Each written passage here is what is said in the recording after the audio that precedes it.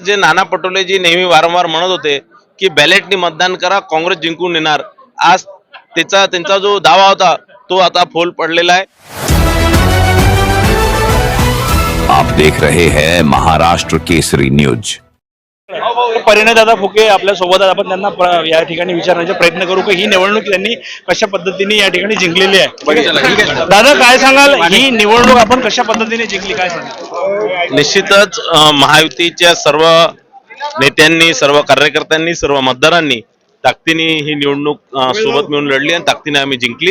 याचा श्रेय सर्वच महायुतीच्या कार्यकर्त्यांना जातो. नाना पटोलेंच्या विरोधात आपण जो उमेदवार विधानसभा निवडणुकीमध्ये उभा केला होता, काही मतांनी, अल्पशा मतांनी ते हारले होते. पुन्हा आपण त्यांच्यावर विश्वास दाखवून त्यांना आपण या ठिकाणी तिकीट दिली, ते मोठ्या मताधिक्याने निवडून आले. येत्या निवडणुकीमध्ये त्यांना आपण साकोली मतदार संघामधून निवडणूक लढण्यास तयार करणार का, काय सांगा? निश्चितच मागच्या वेळेस अविनाश भाऊ बॅलेट मतदानामध्ये 208 मतांनी त्यांचा पराभव झाला. आज बॅलेट मतांमध्ये ते 152 मतांनी ते निवडून आले. आणि निश्चितच जे नाना पटोले जी नेहमी वारंवार म्हणत होते की बॅलेटनी मतदान करा, काँग्रेस जिंकून येणार, आज त्यांचा जो दावा होता तो आता फोल पडलेला आहे.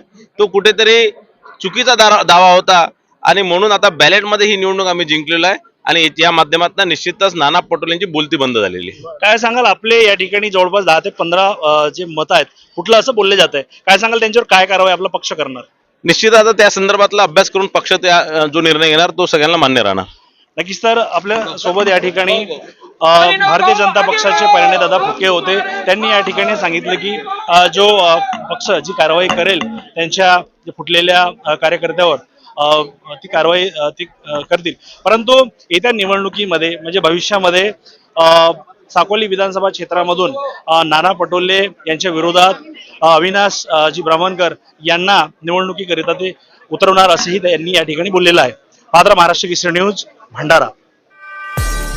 नियमित समाचार अपडेट के लिए महाराष्ट्र केसरी न्यूज के सभी सोशल मीडिया अकाउंट को फॉलो करें